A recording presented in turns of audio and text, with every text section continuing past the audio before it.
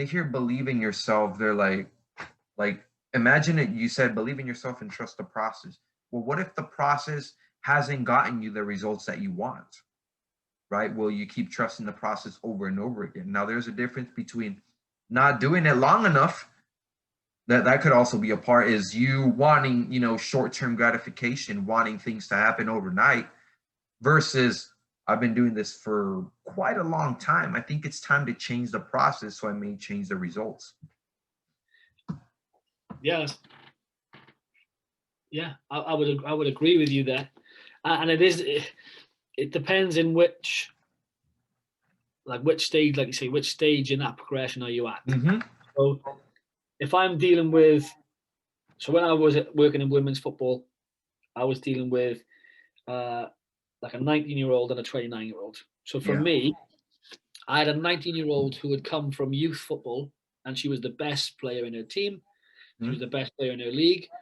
And then she came to the senior setup, and she was playing against players who have all been the best player in their youth team, have all been the best player in their league.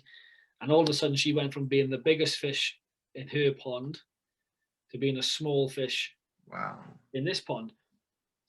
But for me, I had to say to her, like, in this part of your journey in senior football, you've got to trust that what we're asking you to do is what's best for yourself. What we're asking you to do is going to be good for your development, but also the team's development. But when speaking to a 29-year-old or a 30-year-old within that setup, I don't think you can ask them to, trust our process. We're gonna exactly push you through.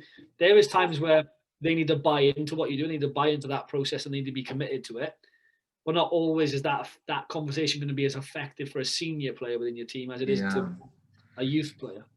Yeah, context is important. Like that situation right there, where you say a player being the best player, the wrong advice I think would be trust the process. Well, what is there to trust if you're already the best player? You're going to continue to dominate. You're not going to improve.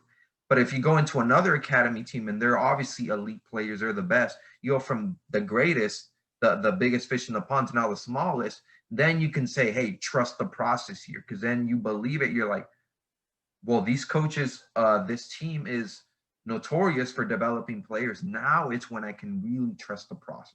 That context is super important.